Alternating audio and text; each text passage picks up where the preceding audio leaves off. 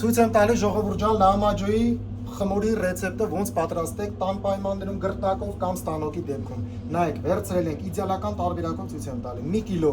ալուր, վիշի սորտ վերցրել եմ։ Ուրեմն նայեք, զրոյացնում ենք, ավելացնում ենք ձեթ 30 գրամ։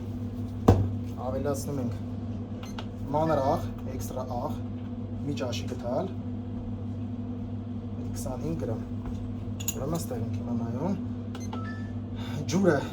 եթե բացելու ենք ստանոկով, ուրեմն մենք վերցնում ենք այդ դեպքում 380 գրամ։